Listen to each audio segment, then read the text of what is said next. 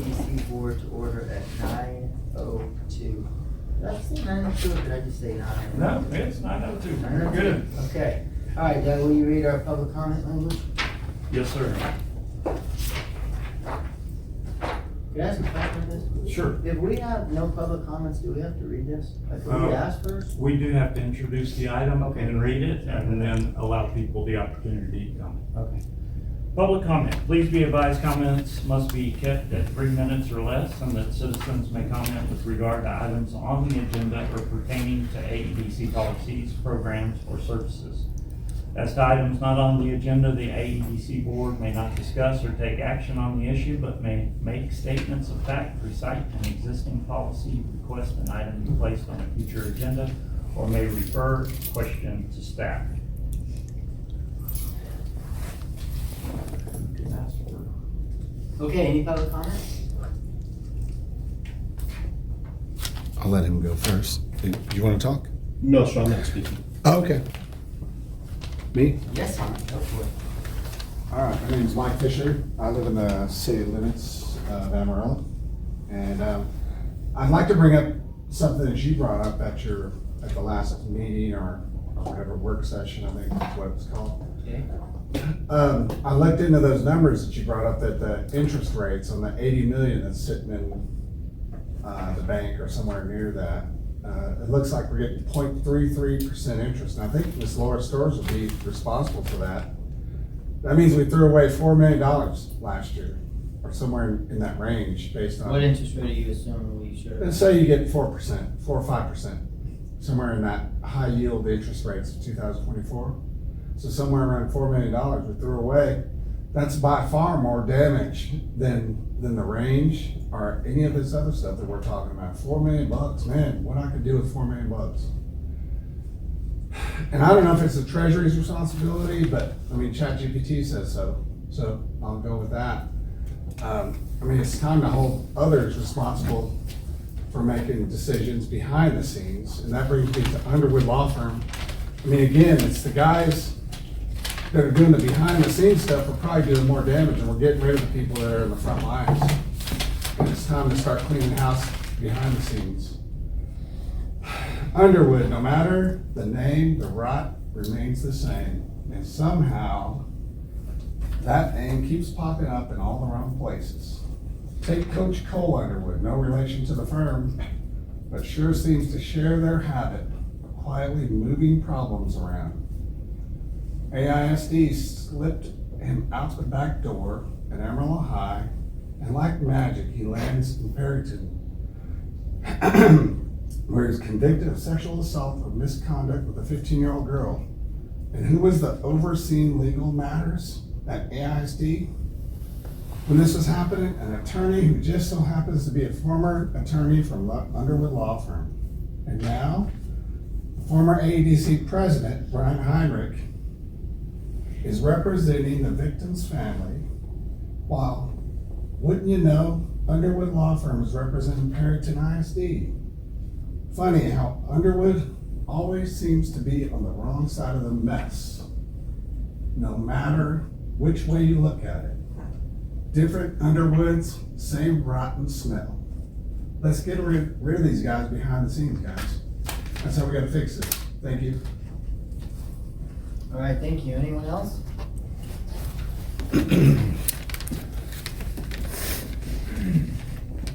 Okay.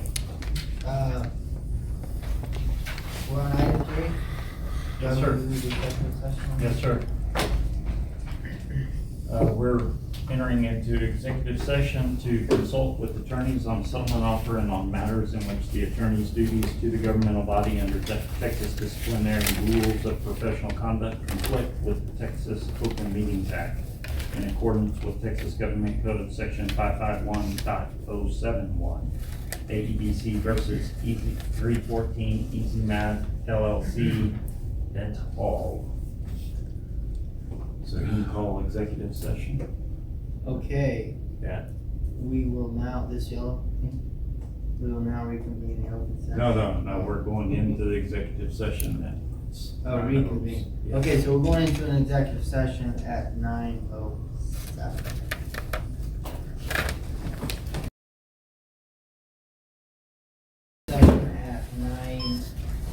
20. That's a pretty fast one. That might be a record.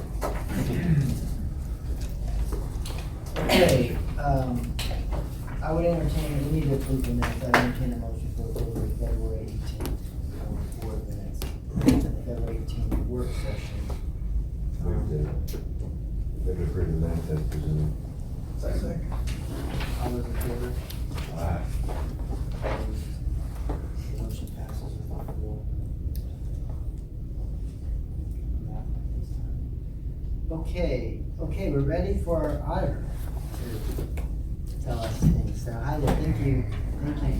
Do you want to introduce? Sure, yeah. So today, Jamie Arnold with CMMS, which is part of Atlas Navigators, is here to present our fiscal year 2024 audit. Jamie? All right. I'll Where do turn you the want me floor to- over to you. If you want to sit, I'll let you sit here. We'll probably go through this pretty quickly. You want to sit down or you would like to stand? Here. You're fine if you want to stand. I'll just move a chair right Let's here. come here. No, don't. I got it. Well, thank you. So, everybody has at their place, questions and financials, which is what Jamie's gonna be going over. All right. Well, thank you for having me here this morning to go over financial results. I appreciate your time. Each of you should have an audit packet that has 3 documents that we will cover today. And we're presenting draft, so pending your approval, we'll finalize and issue the report today. So we're going to start in the order of the packet. And the first item is your required communication letter. And at the end of every audit, we're required to make certain communications to you regarding the audit. And so this letter covers those communications. We're going to talk about significant accounting estimates that are part of the audit. There were no new governmental accounting standards issued this year, so there were no significant changes to your report. We're going to talk about significant estimates, and 2 of them that we consider to be estimates would be you are part of the city's pension plan with TMRS, and you're also part of their other post health benefit plan. So we look at those, and the reason we talk about those is that those are based on actuarial assumptions, and those can change, materially in the next year. So, and the next item we go over are your financial statement disclosures. We give you a list. If there were any difficulties encountered, we would disclose that to you. And then we go over your the year-end late entries that the city prepares for the AEDC. The first one is the operating fund. You have 2 funds. GASB 86 and 75. Those 2 are done at year-end because of the pension plan and the OPEB plan, and those are based on audits from those plan audits. So those can only be adjusted at year-end. And then the second page is your budget fund. And this is the activity in your loans and agreements. These are recorded at your end, and as you can see, AEDC has grown considerably. We have significantly more LIAs to analyze. But this year, one of the larger numbers that was looked at was the Texas Tech. And that was a commitment last year. And that $34 million commitment, AEDC secured funding on that, some pledges, and that has become payable at $20.8 million, and that's now reported in your financial statements. And the other items in that, and those entries, those reflect you conveyed land on some of your commitments. So those are financial transactions, and those are reported as well. And that's why those numbers look pretty large. Texas Tech is a very large accounting transaction. And your land conveyances, plant AS, and those are fairly large as well. So, Could I ask a question? So on the tech deal, is what happened accounting wise, that didn't become a liability until we did that 4-year settle up, and that's why it's now there hitting our are books? certain, your agreements are pretty complex, and there's certain criteria you have to meet each time. So you have back on page 61 of your report, note 16, you have 131 million approximately in commitments that will not be in your financial statements because there's certain criteria that must be met. You have day 1, day 2, certain things that must transpire before that commitment then becomes a true payable AEDC.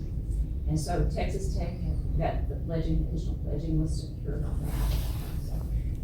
So, that last piece, that originally started at a much higher amount, and reported up as like 30 million several years back as a payable, leaving you this remaining 34 million. And then that additional pledge came in, pledges. And so AEDC has now reported that, taken it from a commitment, and reported that as a payable. But why the timing? Is it because we had to wait till that 4-year period was up and they? The true up Yeah, is okay. what That was occurred. yes. Okay, Yes. I got it. And so all of those, when you're looking at people approximately, this is the exact number, you have about 22 AEDCs running. You look at the number of commitments on page 61, there's like 22 LAs, and they're pretty complex. There's land conveyances and some home affairs, various things, but if they do not meet that criteria, the forms agreed according to that contract, then you can terminate it. And you have seen that in your subsequent benefit note. You'll see where you terminated one of your existing September 30th commitments. Okay, And Doug has a wealth of knowledge on some of the criteria of each, because we meet with them and go over each of those contracts. So we're through. And then if there were any disagreements with management, we would include that in the letter, and there's no such agreements. And then if we have findings at AEDC outside the scope of internal controls or financial reporting, we would communicate those to you in this letter and let you know about that. And we have no such matters to report. The second letter is your report on internal controls over financial reporting. And at the beginning of every audit, we're required to consider the entity's internal controls of financial reporting, not for the purpose of expressing an opinion on your internal controls, but the primary purpose of planning and deciding our audit procedures. And during that process, if we identify a significant deficiency or material weakness, we are required to report that to you in this letter. And there's no internal control deficiencies over financial reporting to report. The third document is your draft financial statements. And if you will turn to page 1 of the report.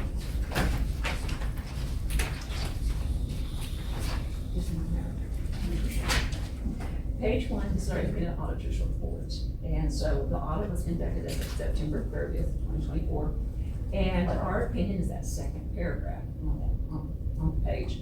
You received a modified opinion or a clean opinion. That means your financial statements are materially correct in accordance with US GAAP.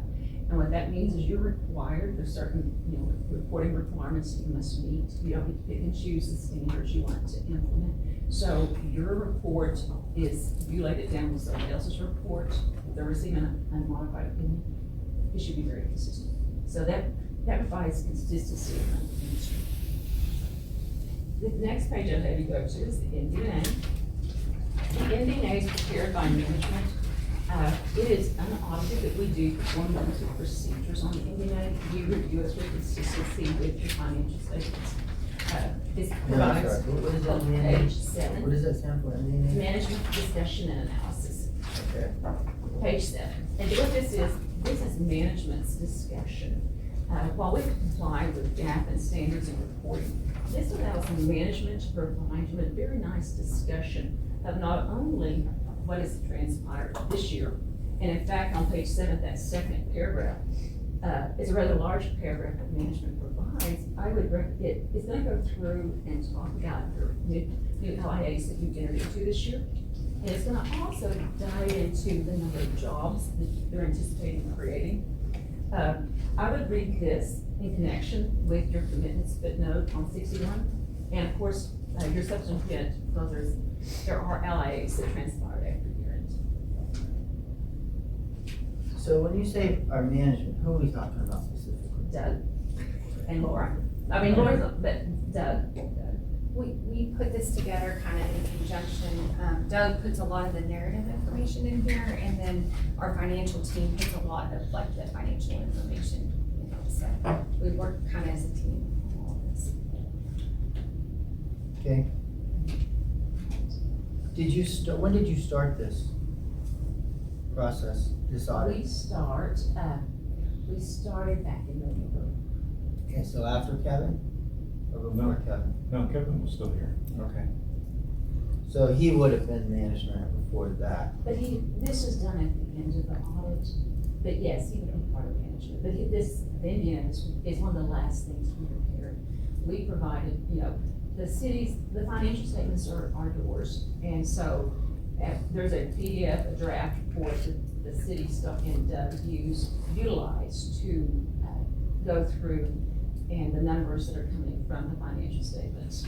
But then the verbiage, the wording on what AEDC has accomplished this year, that is strictly, Doug has provided that information. Are you on page 7?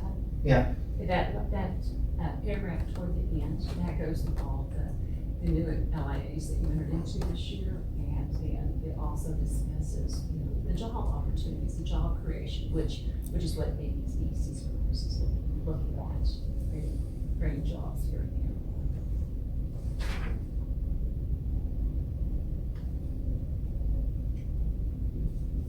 Okay.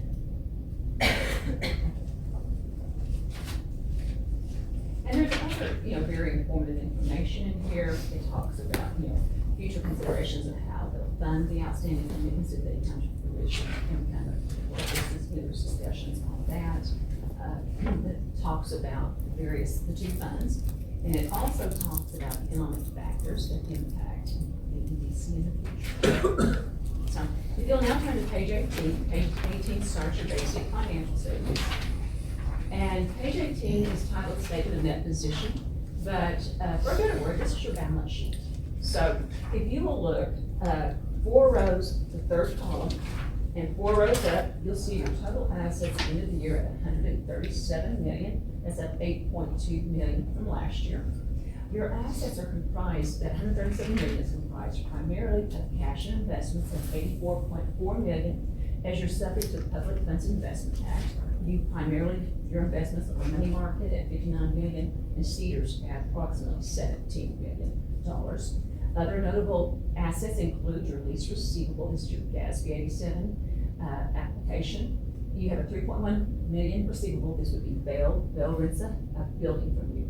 And NWI rents land from you, so you're the leaser in this transaction. Your economic development funds are $23.4 million of your assets. This represents Bell, the stock, and your enterprise challenge programs. And then you have a direct financing lease at $2.7 million, and that represents Pacific Cheese.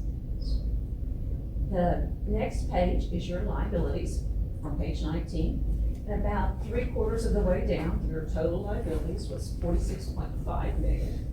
And of that, that represents bonds of $22.6 million. You have your Series 19 and your Series 17. And on table 1, back on page 80, there is a nice table that represents your debt service on each. It gives you the principal, interest, and total debt service, where your footnotes will go into combining those numbers. And your bonds decreased $4.5 million from last year, and that's your scheduled bond payments. The other liability is. I'm sorry. Right there, slow down for me. Could you go back over those bonds and where they are on? Sure. Do you mind? Current and future. Oh, yeah. Sure. If you look on page 80, So we have to, your report is classified by current, which is the next 12 months, and long-term. So I'm giving you combined numbers, so you get the totals. If you look at table 1 back on page 80, you can see your 2 debt issuances. The 19 bonds have 15.9 outstanding on principal, and your refunding bonds, Series 17, has 6.7. It looks like those will pay off in the next 3 years.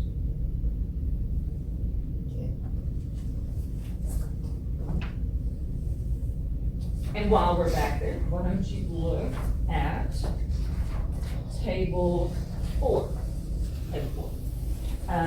Table 4 is your ability to service your debt. It's based on your sales tax and looks at the maximum debt service that you have. And you can see that you have at 4.84 times you have the ability to service your debt on that maximum, which is an important number ratio to look at. What's a good number? Well, I mean, obviously that's I will good. say, What would you- we audit the city, we are the city, they have debt covenant ratios, and in theirs, they have a 1.25 requirement. What about other EDCs though? I do not know. You audit other EDCs? No, you're part of the city audit, we audit the component units, the majority of the component units of the city. What do we do with bonds for? Can you tell us? It would be to fund your projects out of the city. Yeah, so there were original bond issuances, and I don't know Vail what probably there has. talks about, the discussion talks about it, but, I'm just asking, Sure. is there a project Yeah. that we're like, we gotta Bell, bond this? Bell, we bonded, money for Bell Helicopter, we bonded money to build the facility where MWI is currently, they pay us rent. Yeah. And part of it was for Pacific Cheese.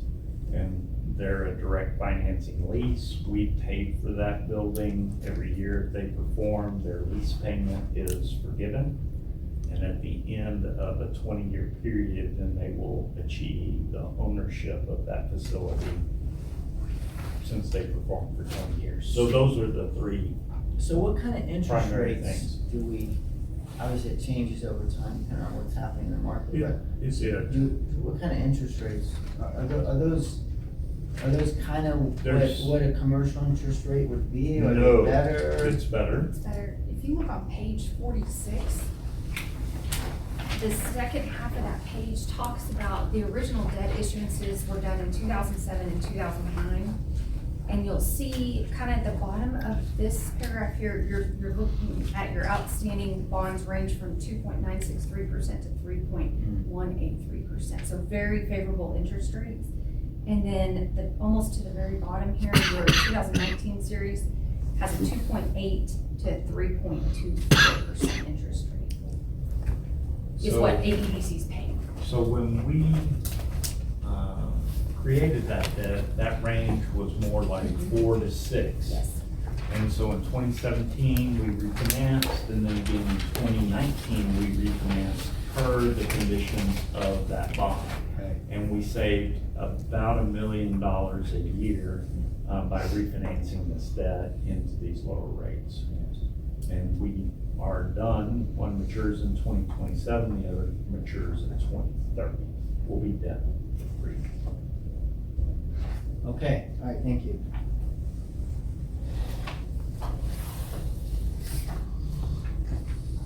Back to page 19, so we were talking about your liabilities.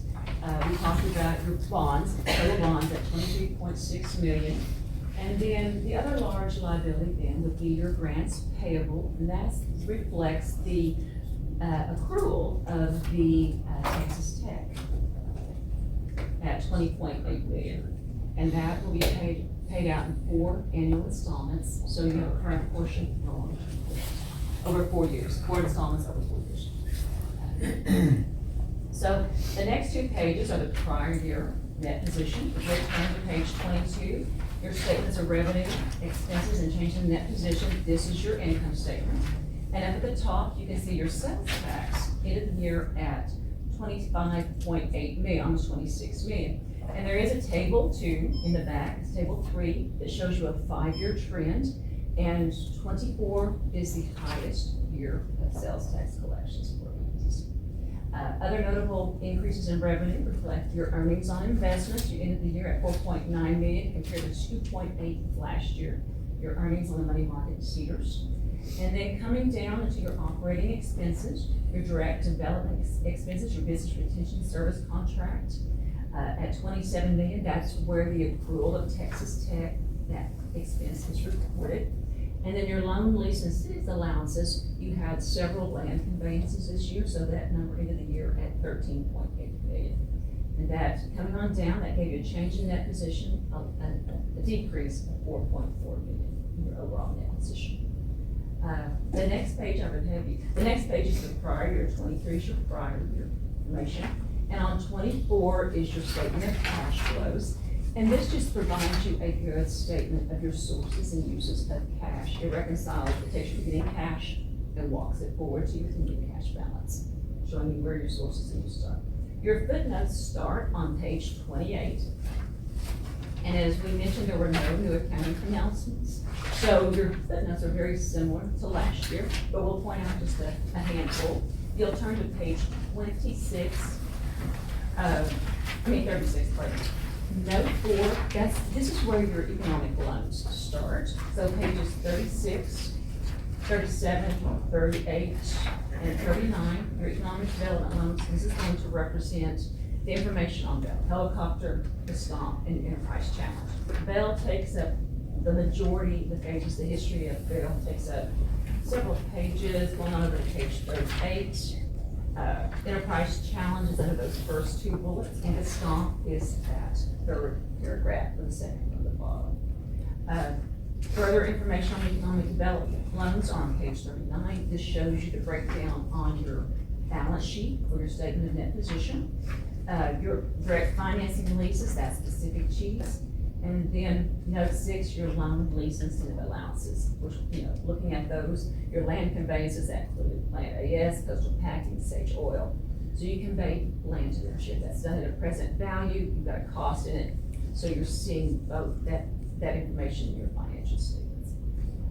If you will next turn to page 47, we've already really covered this. Here's your combined debt service on your 2 bonds. Give a total of $24.8 million debt service payments over the next 33 quarters. You also have a Ford credit. You have a note with Ford credit for a vehicle. On page 48, this is the start of your net pension liability. AEDC is a part of the city's plan. They're included in the Texas Municipal Retirement System. Page 48 gives you a little bit of breakdown of the city's portion, AEDC's portion, and the total. Could I ask a question? Yes. On the Bell bond, the Bell related bond, how much was that again? In 2008, it was 30 something. How much interest will we ultimately pay on that over its life? Well, we refinanced it twice. Yeah. I'd have to do a calculation. I can't pull that number. We could run the numbers for you. But it's just like a couple percent, few percent. Well, it started out closer to 4 to 6%, That's right. and then it dropped down, yeah. Okay, that's not important for. So we probably paid 10 years worth at 4 to 6%, and then That's it right. dropped down. Okay. Okay, that's good. Can I ask you a question? Back on 47? Yes, sir. When we look at the payments, I guess in 25, 26, 27, that's a big chunk of that's the Texas Tech, correct? No, this is just debt service. Yes, this is just debt service on Just total debt. on your revenue bonds, on your Okay. 2 bonds, yes. The Series 19, Series 17. The table in the back breaks it down on the 2. This combines it, takes both of those and combines for financial reporting. Okay. Down the tech deal is basically another $5 million-ish a year for 4 years. Okay. Yes, that is back on page 19. You'll see, I think, like $5 million in the current portion with remaining down in the long term. It breaks it down. We're required to present what's going to be paid out in the next 12 months, so that it takes that total and breaks it down between the current and long term. Gotcha. Okay. It'll be the grant payable. That will be, if you're looking for Texas, that will be that number. Thank you. So basically from 25 till 2034, we've got 2.2 million in interest we'll have to pay. Slip right That's off. all 47. Yes. That's exactly right. Yeah, yes, absolutely. So, And on page 64, it talks a little bit more about the Texas Tech payment. yes, there's a note 17 specifically dedicated to the Texas Tech, because it was a commitment in your last year's financial statement. And I believe, In the history they're of. paying, y'all are paying 4 to 5 million each year. Yeah, we'll be paying just a hair over 5 million. Okay. Based on the true ups for the next 4 years.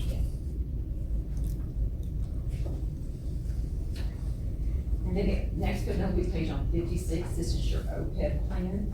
And once more, you're part of the city's plan. It gives the breakdown of the city's portion, your portion, and the total. Your commitments commitments start on page 61. Now, this is your commitments outstanding at 9/30. So keep that in mind. We do bridge this with a subsequent benefit note.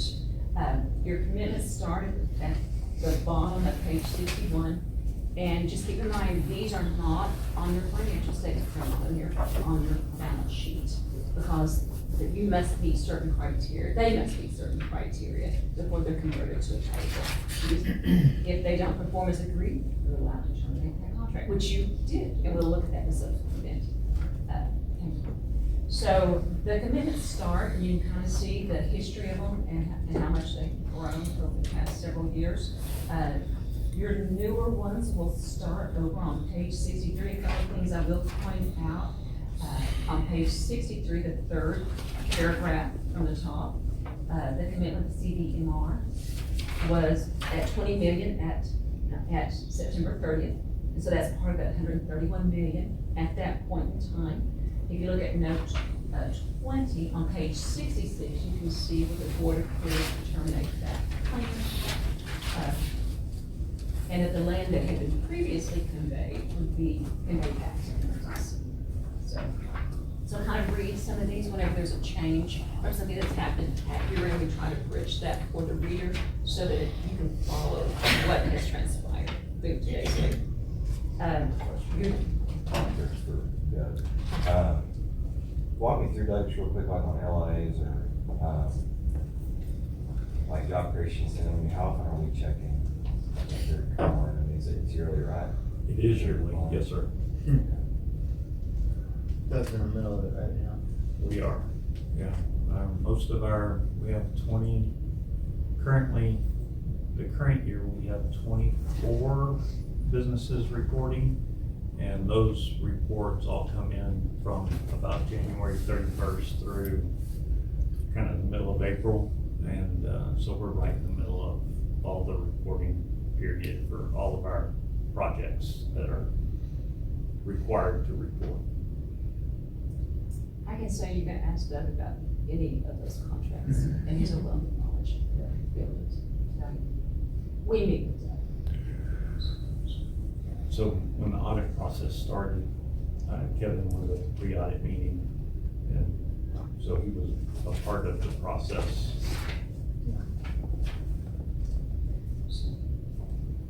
And once more, your newer ones start, you can see on bottom of 63, your new LIAs start at the bottom. And once more, I just recommend you read that, page 7, Doug's discussion on what AEDC is going to accomplish through job creation with these projects. So there goes in connection with that. As we have already said, Texas Tech is on page 64, there's discussion on that. And then if you turn to page 66, this is your subsequent events footnote, and we're required to bridge the report with today's date. So if there's a subsequent event that transpired, we want to capture that here. This is a draft report. If there's something you're aware of that needs to be included, please, say so. But we read through the minutes, minutes that are available in them, we read through the minutes trying to capture any financial transactions that transpired. And that concludes your audit presentation. So, do we do something eventually about this, or is this just a report? We would today, we would approve the audit report. Yes, and this you have a filing deadline by March 31st, because you have bonds, you're required, so this has to be, done as reported, filed, which Laura handles that, and certainly provides you the details of that file. Yeah, I have questions about the report. Yeah. Looking at this, so significant risk identified talks about. Okay, that, I've already prepared for that. That's very standard in every, go ahead and ask your question. Okay, that's what it Yeah. says. Management override Yeah. control and proper revenue. That is in every audit report. That is considered a risk, no matter who you are. So, that is not necessarily specific to you. It is specific to you, but it's not because I think there's something wrong. That is just standard. Management override of controls is an inherent risk in every audit there is. And then proper revenue recognition. That also is a standard in every audit report. And that you're gonna see that, you'll see that in other audits that are. I thought about that whenever I was going through the presentation. That's the one I smiled, yeah. Thank you. Yeah, and I do not mean to interrupt you. So, just for y'all's edification, the management discussion and analysis is a narrative that's only fact. It's only based on the numbers that are actually in the LIAs that were approved. There is no fluff or discussion. It is only what was in the LIA and was approved. So that narrative is only facts.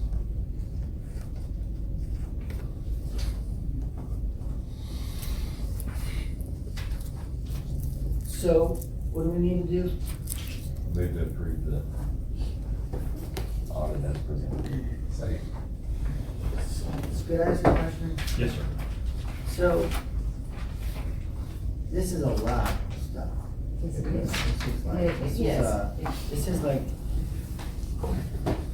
very valuable, like for us to, and this is. So, is this what happens every year, that they come and they look at it and they approve it? Yes, sir. Because without any time to look at it, like I wish I had time to look at this. And I think actually the I mean, action y'all are taking is to accept the audit. You're not necessarily approving the audit, you're accepting that the audit's been done and you're accepting the report as presented by the auditors. And I know that's just a one-word difference, but I That's a mean, big difference. it is a big difference, yeah, but it's So actually you acceptance concur of with the. that? of I the audit. do. So we're just like Can- receiving it, we're not, and look, I don't have questions that it's wrong, but I can tell I would like to spend about 10 Right, hours. and on that. I And probably be able to call you Yes. and you Absolutely. and I can say, tell you that the governmental reports are very large. You're gonna see the city at 300 pages, we're gonna go over that this week. They're very large. And I realize that you've only had access to this report since Friday at 9 a.m. when we sent it to you and when we posted it online. I realize that. But unfortunately, this is a process that goes real hard right up until that day. And so we received the report from Janie on Thursday evening to post it for a required posting on Friday. And this is a requirement for our bonding, correct? This has to be done. That's basically what this is. We have to But we can dig into this all we Absolutely, want. yeah, absolutely. We are required to file this with, the MSRB on the Emma website reporting. And it's so all of, anyone who has, like any of our bondholders have access to that information. They can go out and see what the financial information for the AEDC is. so do we need to alter the move, the motion? Sure. Because it says approval. You can say acceptance. Did someone make the motion? I'll move to accept. What was it, I got his motion? Yeah, I don't remember what exactly you said, but Yeah. I'm in my motion to accept the audit as presented. and Don seconded it? Who seconded it? Yes. Okay, all in favor? Aye. Aye, opposed? Okay, passes 4-0. And my goal here today is for you to help you understand, it's very different from a business. If you were to look at your financial statements as a businessman compared to the, it's required by under governmental accounting standards. But my goal is for you to have a better understanding of the report, and I certainly encourage you to get questions on it. Where do you live? Here in Amarillo. Oh, you live in Amarillo? Okay, so we could call and say, could you help me with this and that? I gotta say, it may be different, but it looks as close to business as anything It is. I've seen up until.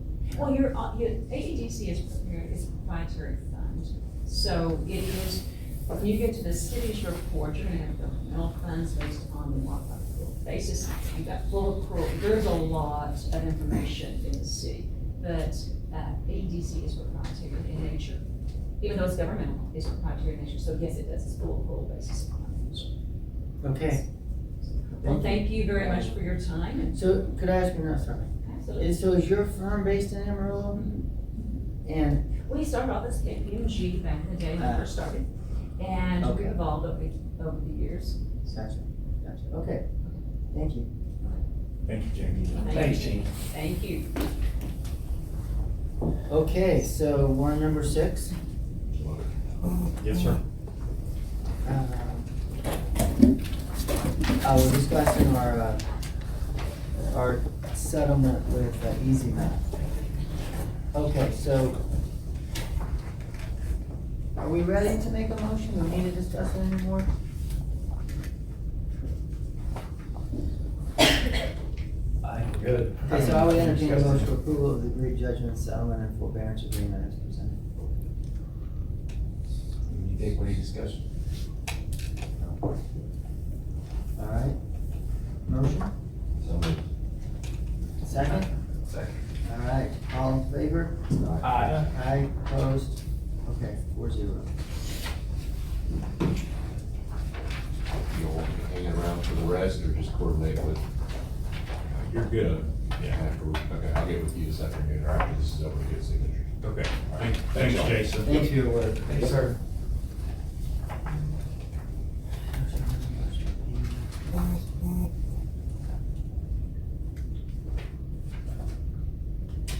Okay, item 7. Okay, so this topic is about approving the expenses for the internal audit that Hyde Kelly did for the AEDC. So I guess the topic here is that the council asked for an audit, and it got done, and now the council would like the EDC to pay for that audit. Yes, sir. So in your packet, under item 7, included is the email from Grayson that let us know that this was happening. Then there's an invoice, and then behind the invoice is all the backup. So the very first page is the City of Amarillo's internal audit, the cost associated with their staff that audited. And then behind that is a summary sheet for the Hyde Kelly firm and the city's calculation of the AEDC related payments.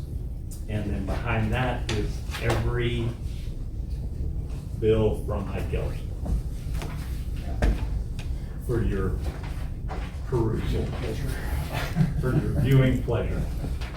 Okay, so this is, I think there's been a lot of times, this is a time where it's great to have a couple of council people here. So any discussion on this, thoughts? No, I think it's really just a matter of how the state law is about who has to pay for that audit. Oh, really? I didn't know that. Yes, Texas Electric Government Code 501.007. It is. This read real quick. Except as provided by subsection B, a unit, which is the city, may not lend its credit or grant public money or another thing of value to any of a corporation. So therefore, since we spent the money, the corporation has to reimburse the city for those expenses. Okay. Is there any like, I'm trying to think of the right word, the gentle word, is there any like bad feeling about that to anybody? You can't stay quiet. I think initially it was, I think there was a lot of pushback, I mean, given all the political stuff that was going on, there's a lot of pushback, but I think according to state law, I mean, there's no. But I mean, is there any, I mean, knowing we have to, we're kind of setting that aside, any, Right, well, that's an interpretation, right? So the interpretation that they did this you disagree with? on our that behalf, interpretation? well, if this entity, if this body had requested that to be done, it's different than us coming back and approving it on the backside of it. So if it's just, I think there's a gray area, frankly, but, Well, Doug, I'll say, you don't have to walk on eggshells with, just because we're on council. Please don't. Yeah, please be honest. And you- no, I'm, It's- yeah, Yeah. it was a mayor and council directive to city staff to look at our stuff. And it was, I don't know, I'd have to go through the bills to see who actually called Hyde Kelly about it and asked them to do something, but I don't even know that that was city council approved. It was I just don't know. Howard, do you have any input?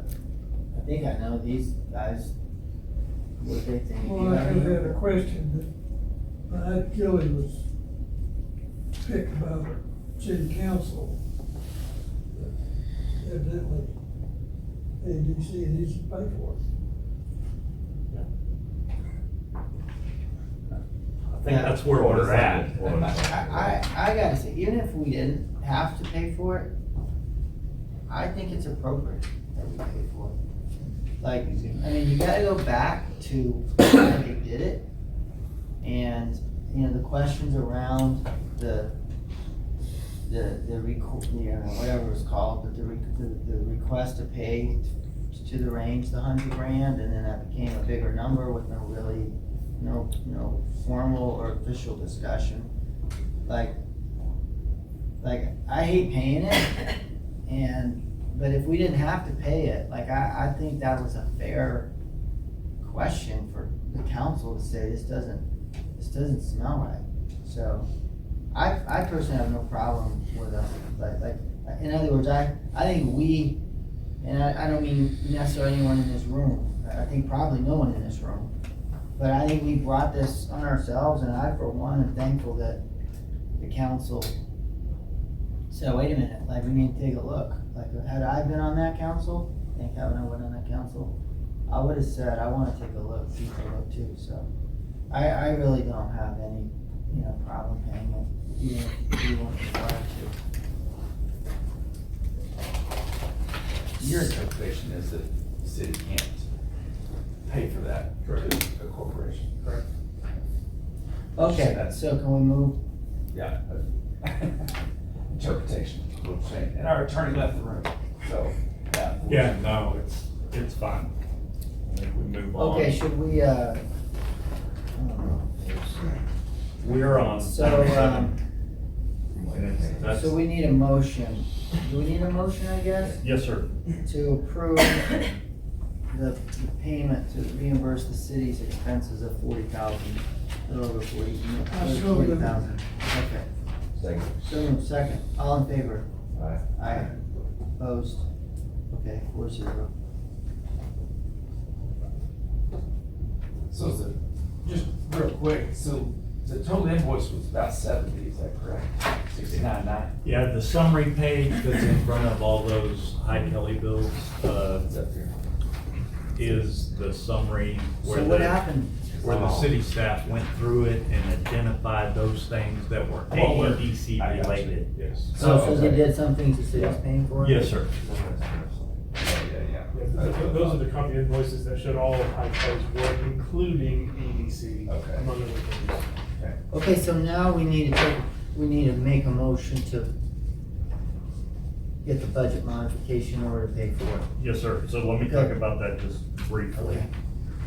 So we're on item 8.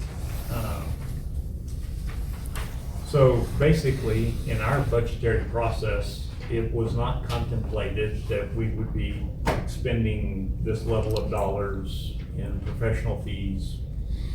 We just didn't contemplate that. And so unfortunately, we don't have the money in that budget category to pay the city back. So in conjunction with item 7, we have item 8, which is a budget modification that would increase our budget in operational professional by $41,000. So this is the new protocol. Correct. Yes, sir. I like it. So then it goes before council. It to will. approve that, so if this is approved, then it goes before council, so it is oversight. Yes, sir. So where would the money be coming from? It- To supplement the 41? To supplement it or to? Well, to add it into that piece. Like Yeah, so it's up, so our budget is in 2 silos, Right. both the operational piece and the project piece. Well, this is an operational expense, and so it will go into operational professional is the budget category. And we need the entire amount to be able to pay. So it comes from our tax income. Right, but I mean, it's not like being pulled from another budget out. It is not. Okay. But our budget's gonna go up by $41,000. That's correct. So it is, it's coming from the money that we get from Right, taxpayers. it's just not There'll be coming from another 41,000 less expense. over here on Right. the budget side. We're not shifting money, we're just adding to it, is what is proposed. Had we known about this budget would have been 41,000 higher, this would have been Oh, 41,000. I know that, I'm saying it's like, it's not coming from another line item. Yeah, no. And I'm happy to answer any questions about that particular piece of it. Thank you for the transparency there. Yes, sir. Okay, motion? I move to modify the budget to the $41,000 for the city AEDC to reimburse the city for the internal expenses. All in favor? Aye. Opposed? Oh, You're Oh, not. twice. Okay, 4-0. Item 9. Policies and procedures. Okay. Yes, sir. Just real quickly, I'm gonna point you to a couple of things on page 35 and 36 are the majority of the changes associated with this document. I'm sorry, what did you say? 30? Page 35 and 36. I think we did have maybe a cleanup. And a red line version. Right, and this is the red line version. And so you'll see that all expenditures shall be made in accordance with and shall be set forth in the annual budget. Approval of the annual budget or any amendment thereof by the city council shall constitute approval of such expenditures by the corporation up to the maximum amount of each applicable line item thereof. That is language that came directly out of our bylaws. The part that Councilmember Kraft is interested in is in 9.3, that each employee is issued a City of Amarillo purchase card. And then the part that was added is at the bottom of page 35. Employees must use their issued purchase card for all work-related expenditures and are not allowed to use their personal credit cards for business purchases. The only exception to this policy is the emergency use of a personal credit card when absolutely necessary. That's that piece that the previous board had. Yeah, so if you're talking about the part that was stricken Yeah.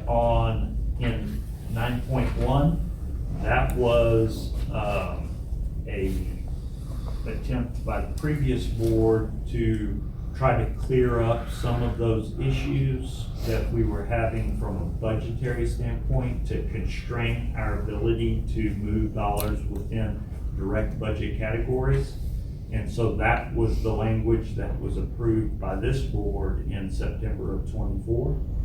And since we're modifying that document, we're striking that language here and including the language that's now currently in our bylaws. Page 36, there's just a little bit of change. In order for any personal expenditure to be considered reimbursable, the expenditure must be in connection with performance of service as an employee, where the issued purchase card is not accepted and a cash expenditure is required.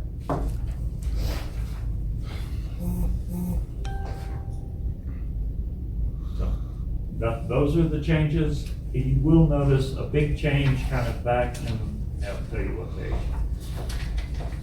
It's page 50 of the document. We had our existing bylaws that were an exhibit to this document in there. We have inserted our new bylaws to complete the update of this document. And so you'll see 3 or 4 pages later where we're striking all the old bylaws. So those are the major changes. I'm happy to answer any questions.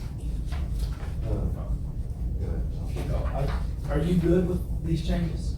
Yes, sir. Y'all feel like it's good, it's showing things up? Yes. You don't have to push back on No, it? it's absolutely what council wanted, and we're happy to comply.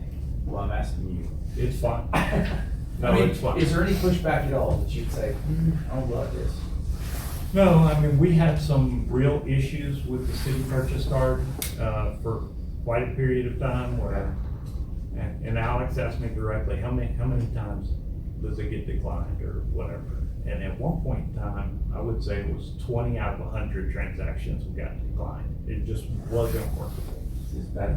So It is better now. we were on a different procurement card program at that point in time, and I think once we switched over to the new one and got it all kind of straightened out, it's been working It's smoother better. since then. Yeah, it's much better. And some of it, their AEDC's procurement policies are a little bit different than the city of Amarillo's as far as certain things that they can purchase versus what the city employees can purchase. We have certain things that are blocked, that should not be blocked, and there's been some things that we've had to work through on We that. worked through that, I mean, they're lined out. I don't know that I've heard of any challenges No, unless there's something. we have not had a problem. Recently. I don't think in the last 3 months we've had a single transaction be declined. Holly, have you? I don't think so. I was trying to think of my last one. I don't, it's been a while for me. It doesn't mean there will not be. Yeah, Sometimes for sure. you come across somewhere in Austin that for somebody, our credit card never seen before, it's declined, so. Yeah. Right. You're always gonna have those. Well, I would ask that if it is declined, if we have issues, please bring it to our attention, or at least council's attention. I think that just needs to be addressed as we go. If it's a problem, we can fix it. It needs to be easy for you guys to travel, use. Or some issues like if the restaurant's 51% over half wholesale or something, the city's card declines or. Potentially, yeah, there's certain things like that that could. We have certain categories on city procurement cards that are blocked, and alcohol purchases are definitely one of those. I think anything that's jewelry related, and I'm not saying that they bought any jewelry or anything, I'm just thinking of some of these weird exceptions that the city has. I got And- blocked at Best Buy. I was trying to buy Okay, a charger. that could be. And y'all, you can't buy Best Buy with the city card for some reason. This So- was like 2 or 3 years ago. Yeah, we had certain But I got things that were fined. set up where only certain people in the city organization could buy at certain places, and sometimes they get mistakenly lumped in with the rest of us. Or like, yeah, hotels were a big one that I couldn't charge over $1,000, so then I can't check in. And so then I'm putting my personal card and carrying that, so there were just issues that we're And some of that traveling may and have we don't been have like- access to anything Yeah. else, so. But if you guys have any issues, if Yeah, y'all will I let think me the new know. cards are great. Great. Nothing Yeah, yet. They've been a lot better. Much better. Great. The only question I had on these was in regards to like the ethics form and basically the board member stuff, that needed to be changed.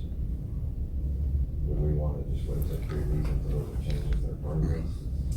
That is up to y'all, or we can push it. It's whatever you'd like to do.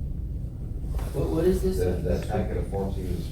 So- Oh, this, right, this right here. In the back of your, all of those employee and board member forms are in the back of this, starting on page.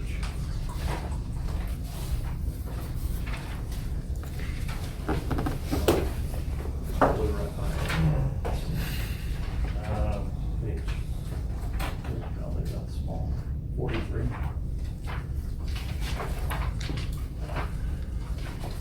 Page 43, 44, 45, 46, no, 45. What are you proposing, Josh? Well, there's some questions, because, you know, these are the things that board members have to sign. Right. Board and employees. Employees have to sign. Now, there's some questions regarding some of those pieces. I haven't looked at this that much, but I think I've looked at it enough. I mean, I only have one little tiny tweak. Okay, we can make that in the motion, and I'll change it, and. we're Okay, good. that's good. So my only thing in looking at these is the third from the bottom bullet that it says will assure all economic EDC activities are conducted. It's page 44. The third to the last one. And I just made the point to Doug that I can't assure that all economic activities are conducted with, like, I can assure that I will do that, but I can't assure, like, none of us can assure that. I just can't, we can't control what Doug does, or Kevin does, or anybody, or what you do, so I would just change that to, give our best efforts to assure, Or address the individual that's signing this, not the whole organization. Is that what you're saying? So if I'm signing this, I will Yeah, you can do that. I'm gonna make a statement that I agree with this, I'm gonna do Well, my best. and that's what it is. This is a personal form. This is, I acknowledge as a board member or employee that I shall. So it's only talking about you. It's not talking about the organization as a whole. It's just talking about you as an employee or you as a board member.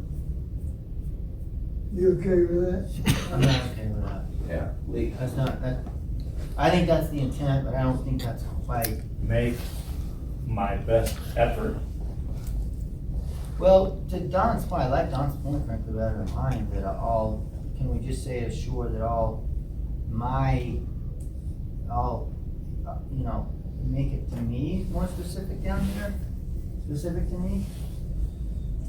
Well, I don't think it can be any more specific to you because it says I shall. Yeah, but it says all economic activities are conducted. It doesn't say that they're mine. Yeah, you're putting that onus on the person, actually, because you're saying, I shall assure all economic, like, you can't even, as the president, you Right. can't assure that all, you can hope that that's the case. Sure. But you can't assure. I think it's a legal loophole that someone. So can we change it to, I like Don's Okay. point better than mine. Uh, We change it to just make it that I'm responsible for my activities. yes. The above one say subject to my commitment, what if you say subject to my whatever, I'll ensure that they are? Like to what's under your control, does that make sense? So why don't we just approve these and you're gonna fix it? And notice. Yeah, Can we do that? Yes, sir. Cause I don't know that anyone here is probably qualified to decide, meaning, I'm not. It might just need one word, but We're probably gonna, an attorney ought to look at it. we can approve these and I will bring this document back to y'all before execution and y'all will have a chance to review it I'm fine with that, you guys fine with that? Yeah, so, well, would we approve it with an amendment? with an amendment that paragraph be changed. Okay, so, To really specify the individual. alright, so do we have a motion? Mr. Perry, maybe one item there, I shall then, to the best of my knowledge, assure all economic development. Yeah, something like that. I like that. I'm happy to change it to that, that'd be good.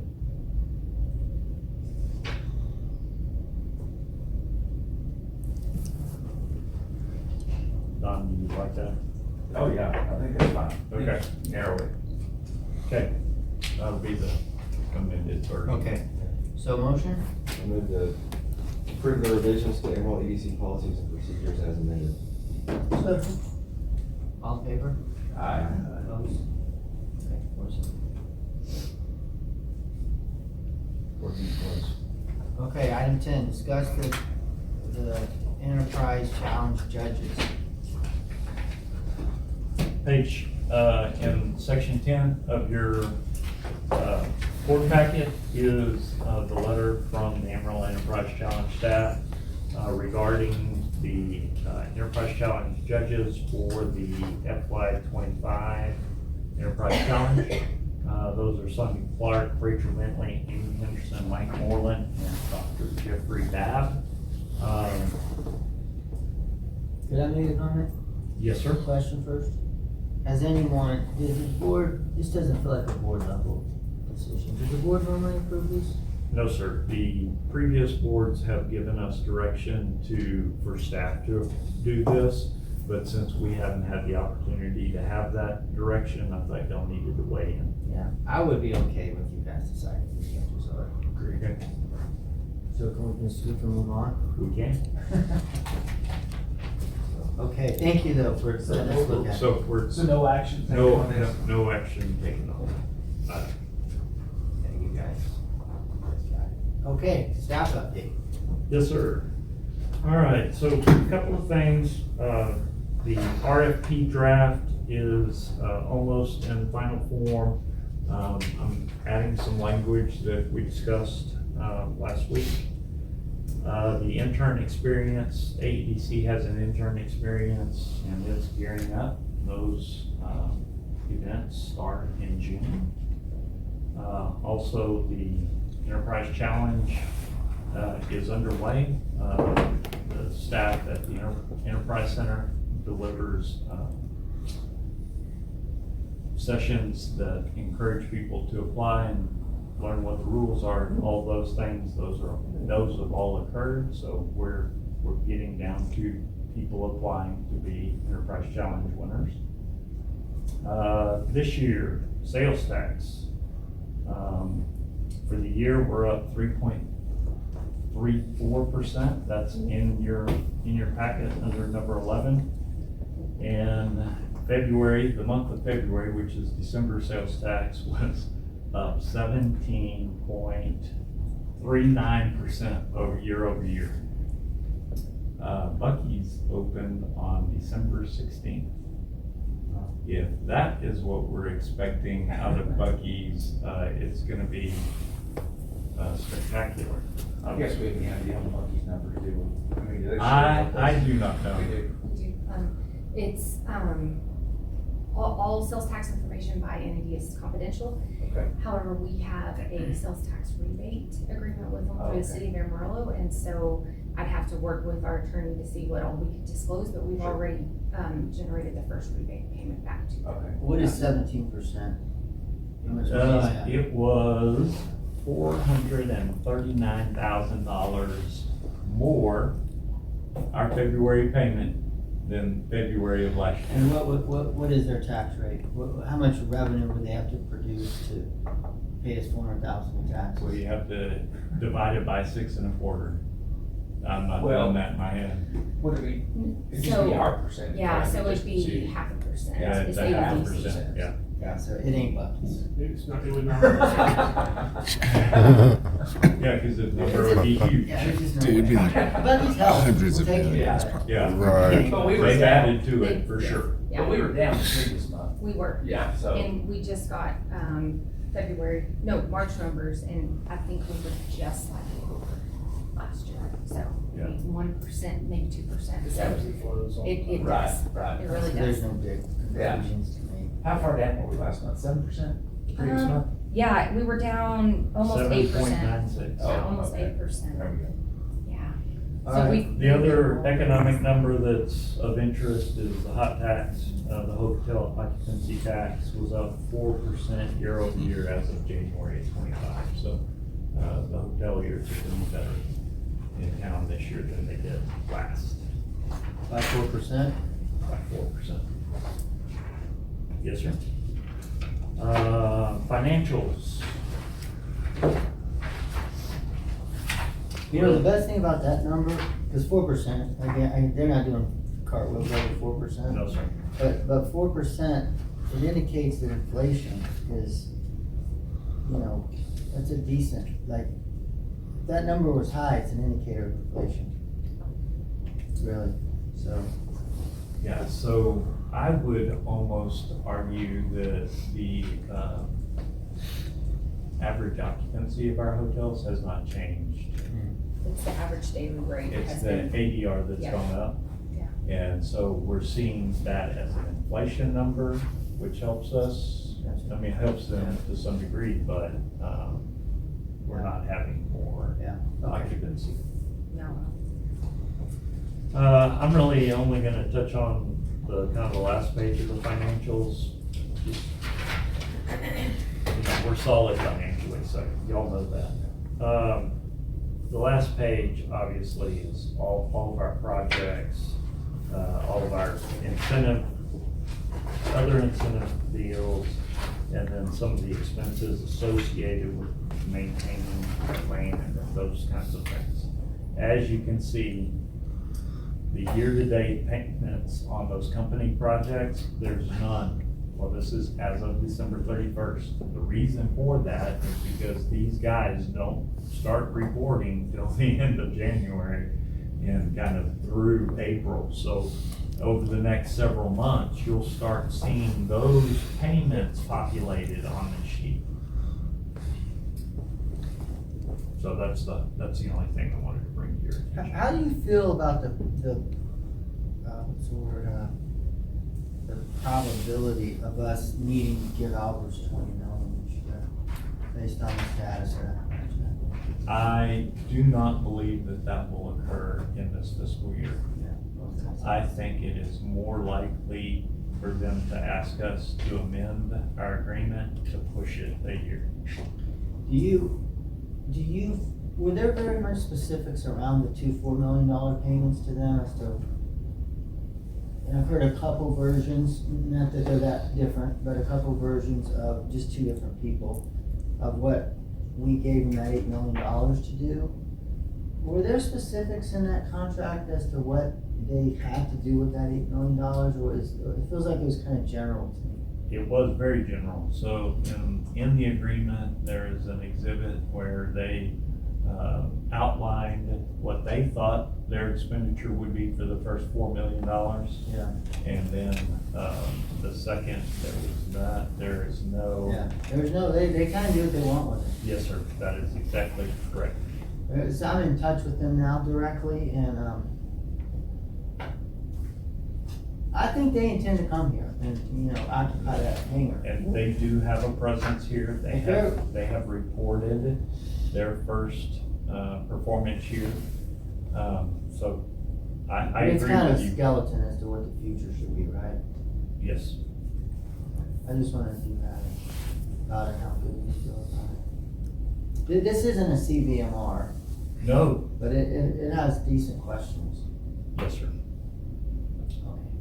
Okay. That means we will keep this right the best. There's maybe how to keep them full, my finger. We gotta keep our finger on the pulse of those guys. For sure. We need them to succeed. Yes. Just like we told CVMR. Okay, sorry, go ahead. No, that's all I have unless somebody has any questions for me. Yeah, the only last thing I'd say is we're just flipping through this book like it comes together like in some magical form. So whoever does all this, we're appreciative. Thank you. Seeing people, I don't know, sitting around the conference table putting all this together. So thank you guys for doing this. All right. Okay, if nothing else, we gotta figure out our next board meeting. Yes, sir.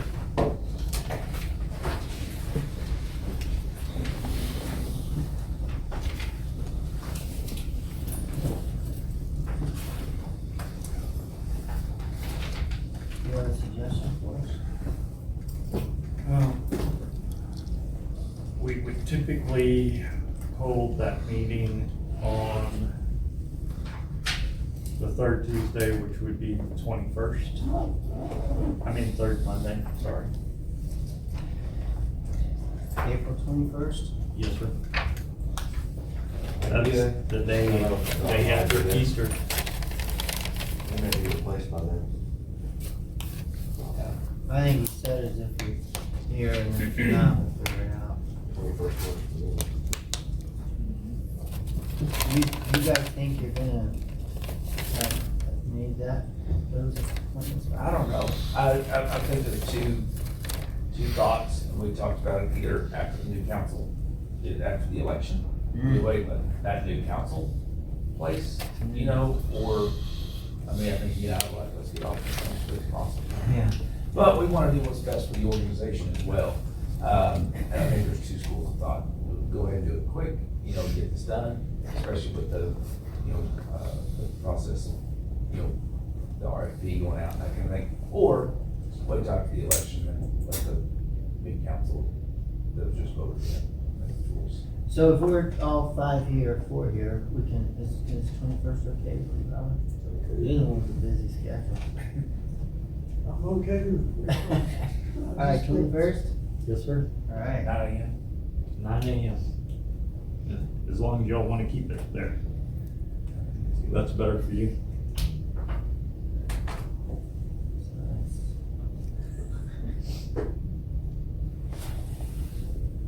April 21st.